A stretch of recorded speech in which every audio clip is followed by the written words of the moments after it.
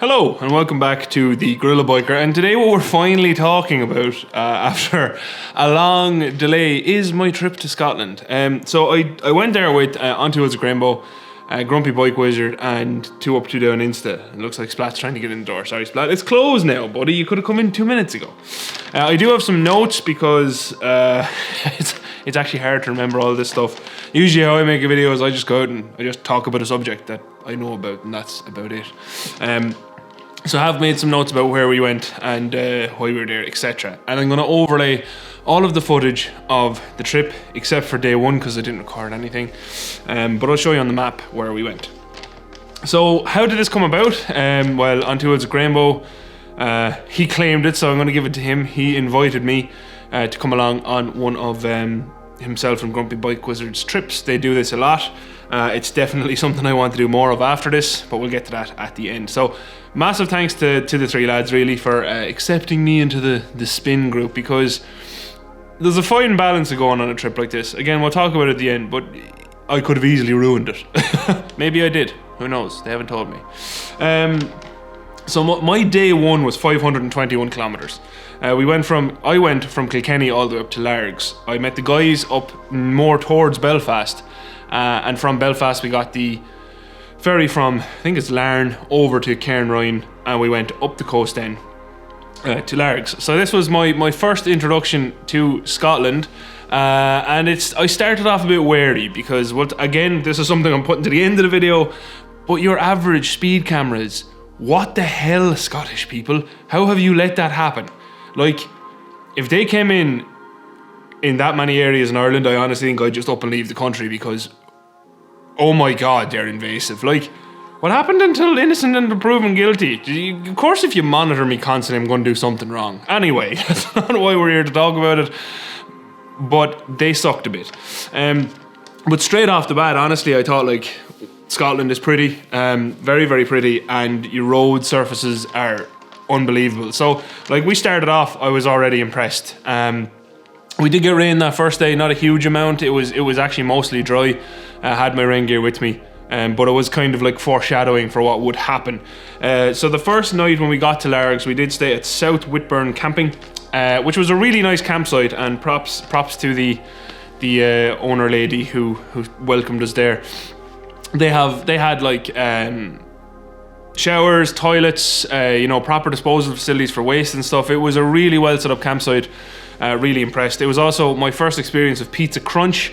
We got it in at a local chipper in Largs that night, and it was absolutely delicious. I got pizza crunch with curry cheese chips. Curry cheese chips being a personal favourite of mine. And Largs seemed like a really nice place. It was just raining a lot. And it kept raining a lot. I taught my tent. I woke up several times during the night and I was like, okay, this is it. The tent has given up. It's not going to keep out any more water. But massive shout out to my tent, the Vango Spey 200 or something like that. It's a small 2-person tent, so 1 person for me. And it did hold out the rain. It started to let it in, but it held it out. But I mean, the rain was torrential all night long.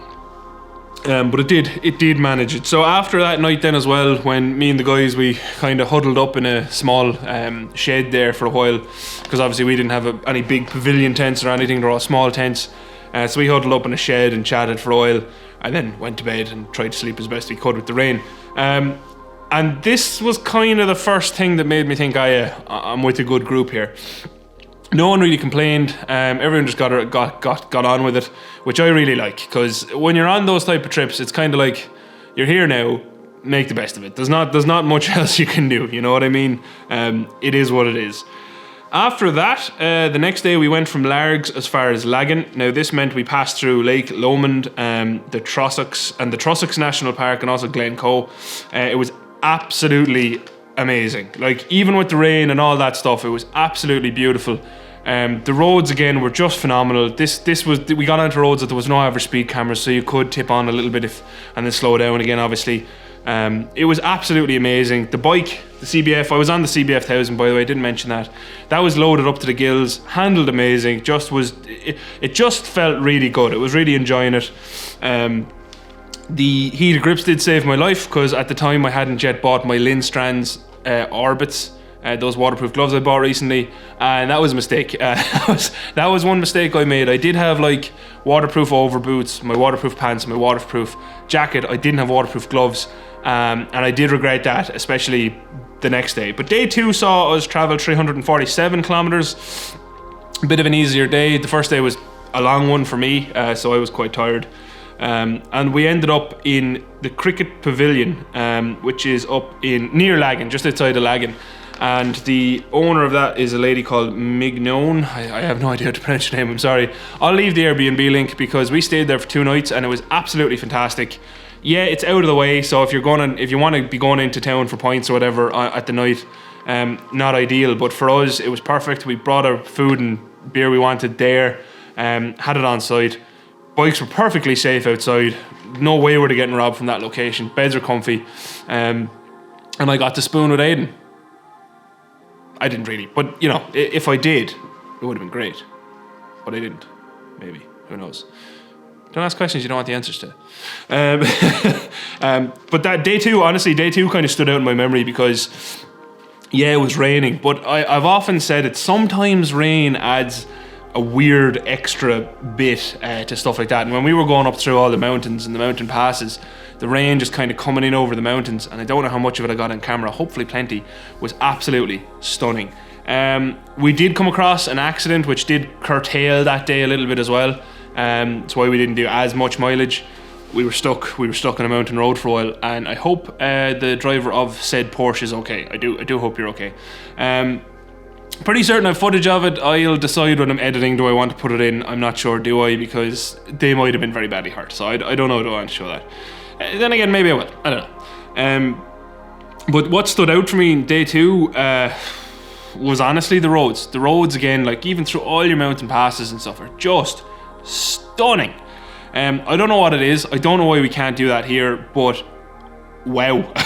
Just Glencoe and all that is absolutely beautiful. And it really makes you be able to enjoy it, that the roads are that good. Because here, you know, a lot of the passes you do and stuff, the roads are kind of bad. Which does take away from the experience a bit because you're focusing so much on not being dead suddenly by a drop or whatever else that you don't get to take in the scenery as much. So if anyone from the Irish government does ever watch this, if you want more road-based tourism, people coming to just tour the island, give money to local food places and whatnot, and stay places locally, make the roads better. It's an investment. You will get the money back from tourism. Like, we probably wouldn't have went to Scotland on those 4 bikes if it wasn't for the roads, because they wouldn't have been suitable. Actually, yes, what was everyone riding? So Grumpy Bike Wizard was on his 2021 KTM 1290 Super Adventure, which was magnificent. It's just beautiful. I love the colour scheme. I love the look of it. I know Grumpy Bike Wizard and Graham preferred Graham's one. Graham has a 2016 1290 Super Adventure. Personally, I like the newer one. I love the lights on it. It just looks wicked. Like evil wicked, not like wicked. I don't use that word as that phrase because we didn't when I was growing up here, so I don't, but it looked kind of evil, and I just really like that.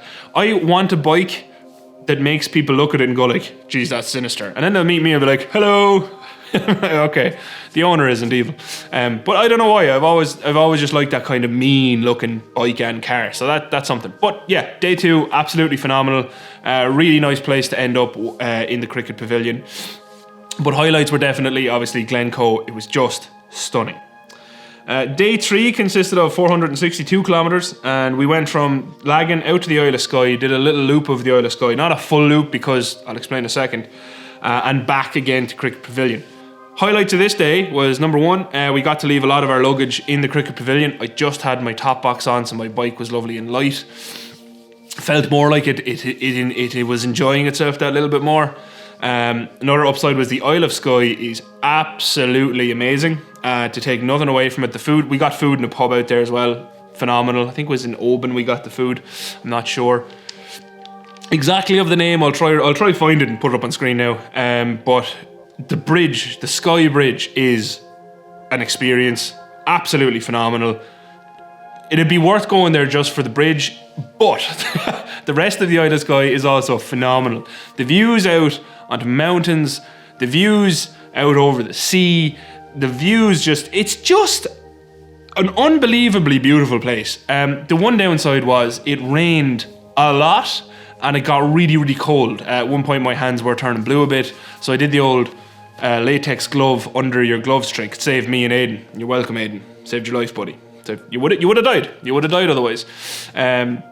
Grumpy Bike Wizard has amazing rucka gear. He seemed perfectly comfortable, and obviously him and Graham have good waterproof gloves because they're more intelligent than me and Aiden. So I have rectified that, like I said.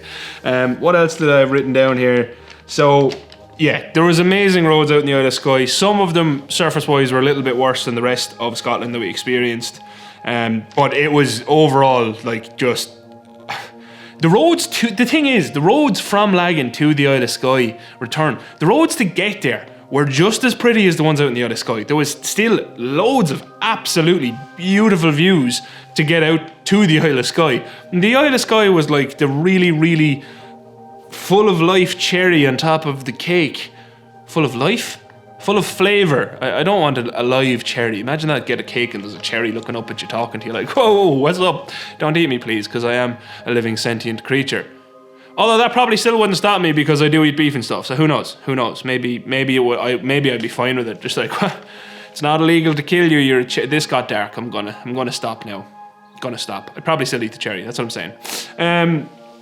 Yeah, what else? Amazing views. I've literally just written down some notes here for myself, like bullet points to remind myself, because this also happened quite a while ago in September. Amazing views. Like I said, good food. I don't think there was anywhere we stopped at like there was bad food. The next day there was food that was definitely on the cheaper side, but like it was cheap to buy, so it was still fine. You know, we stopped one place for a wrap. I can't remember the name of the town, but stunning views from the town. It was one of the places I put up a story on Instagram from, just saying Scotland is beautiful, because we stopped there and I was like, Scotland is beautiful.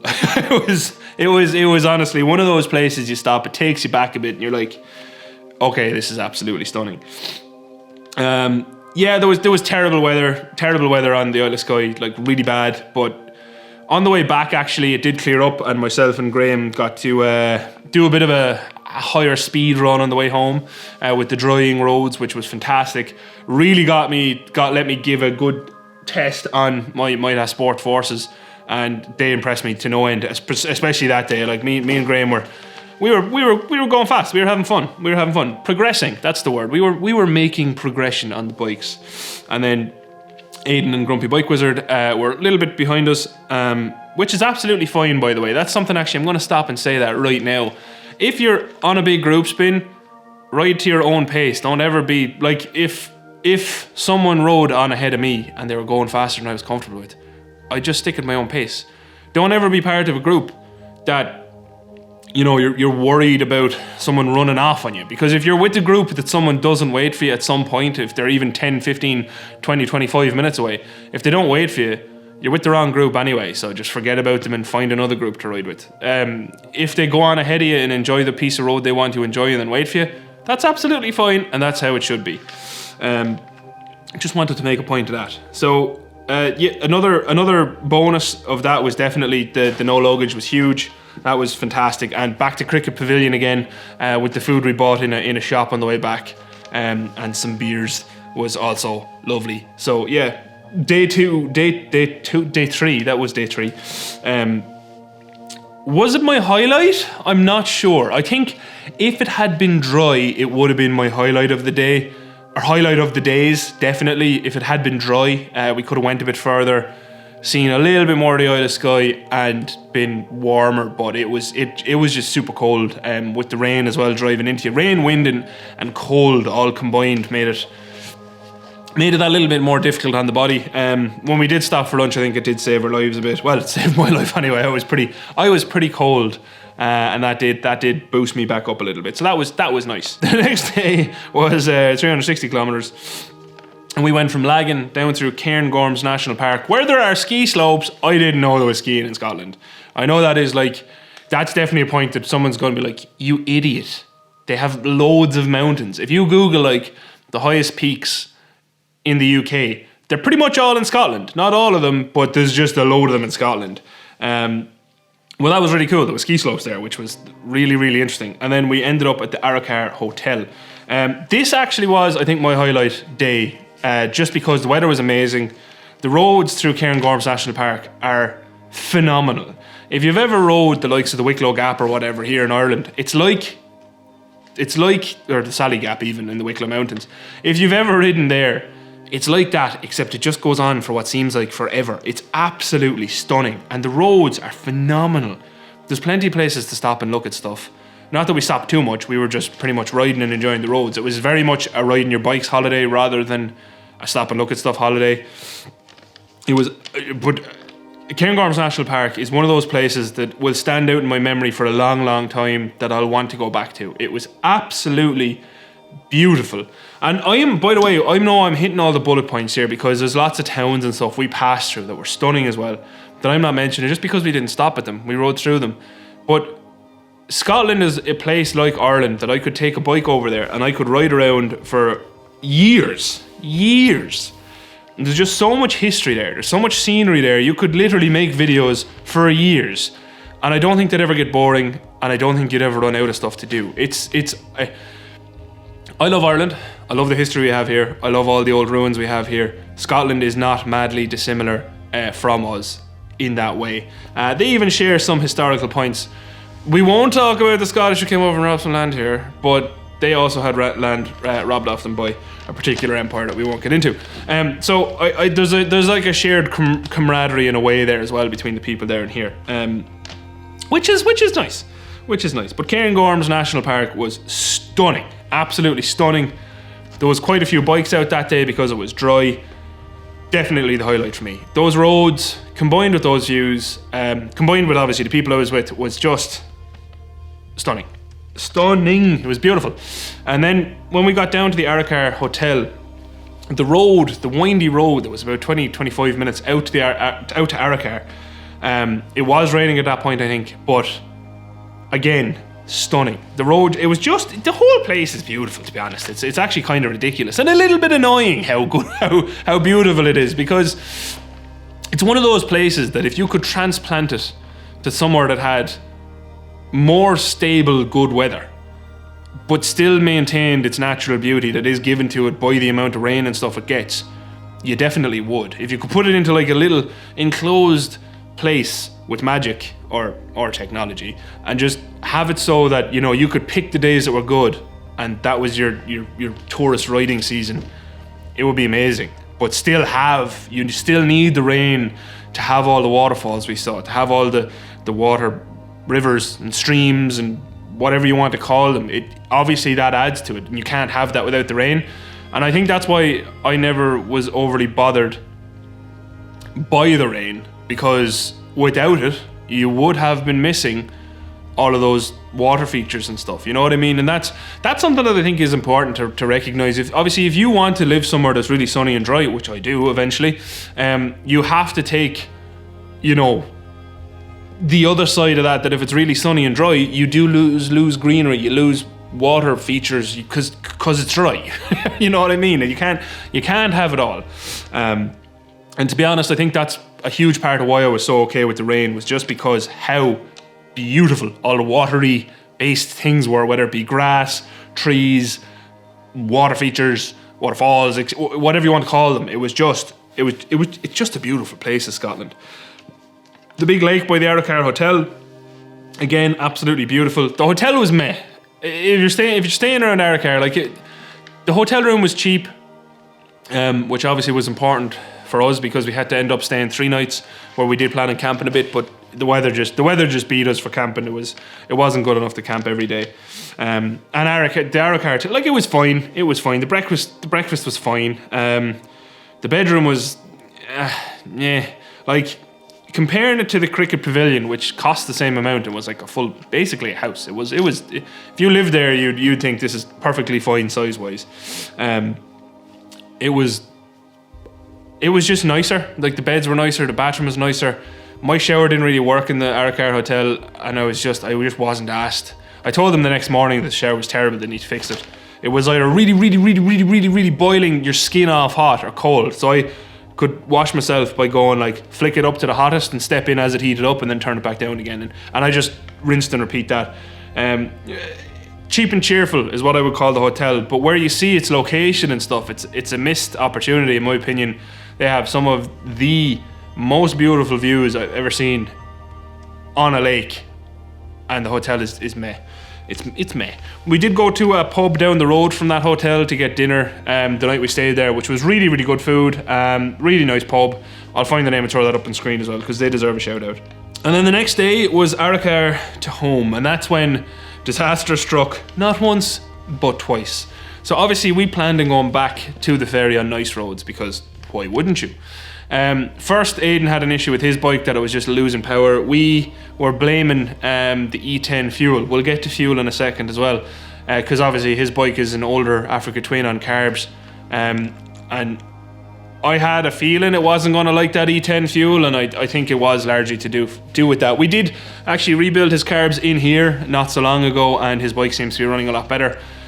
So maybe they were just due a rebuild anyway, but glad that's back running. And then obviously my own disaster. If you were following along some other videos, you'd know that the rear right hand side wheel bearing on my CBF completely collapsed as we were getting back. It started as we were getting back towards the ferry, and when we got to the ferry, I think that was it. It just gave up the ghost and said, no, I'm done now. When we got to the other side of the Irish Sea and landed into Belfast, that was it. It was done. It was done. So there are a couple of points I want to mention on that particular disaster. Number one, thank you very much to Aidan and his father. He came up in Aidan's van. We got CBF into his van and got it out of Belfast down as far as Meath. And then obviously a very, very special thank you to Toaster, who drove my van up as far as Meath. We loaded the bike into the van, got the bike home. So that was a huge relief for me to get the bike home. And I honestly, I just massively appreciate what those people did, because all three of them, Aidan obviously staying with me in Belfast, his father driving, giving up his entire evening to drive the van up to Belfast and then back to Meath. Massive, massive thank you. And obviously Toaster, because of what she did. Toaster, she's good. She's good. So I keep her around, you know. What else? Oh yeah. So if you ask me, but Michael, don't you have insurance? Why didn't you call your recovery on your insurance? We tried several times. I'm probably going to make a video on its own about this, because I really don't like insurance anyway. They do whatever they can not to help, even though you're literally their customer. So all of us tried ringing them, different numbers. I rang them. Obviously the number that was on my policy, I only got answered once. The guy said, oh no, I only deal with car breakdowns, and then said, I'll transfer you to motorbike breakdowns. And then the call dropped, which was pretty shitty. And that's why we decided, look, let's just organise getting ourselves home, because this is taking too long. We're wasting daylight here, and we made the decision not to keep trying to ring them, because it was a waste of time. Now, I then lodged a complaint, and they got out of my complaint basically by ringing me every day asking for more and more information. I was obviously at work, and I just said, look, just forget it. Just forget it. If you want to know the name of the insurer, please do message me. I will happily tell you. I'm just not going to call them out here, because I want to be able to insure my bikes in the future. So what were the pros? What were the pros of the road trip? Scotland. Scotland is a place that I will remember now forever. It's absolutely stunning all around. I don't think there was any bit of it that we got to that I was like, this is rotten. Apart from the speed cameras, we'll talk about them in a second.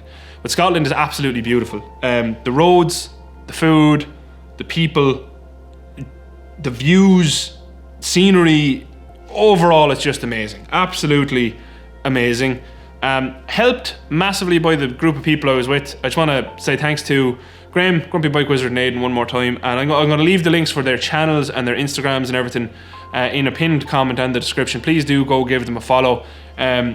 Obviously words only do so much, so as my thank you, go give them an extra follow. I know they'd appreciate it and I'd appreciate it. If you want to, obviously you don't have to, but it would be nice of you if you did. And they all post bike content, so you'd see some bike content, and that's what you're here for. You're here for bikes. What else? Another pro, Aidan's dad. Thank you again.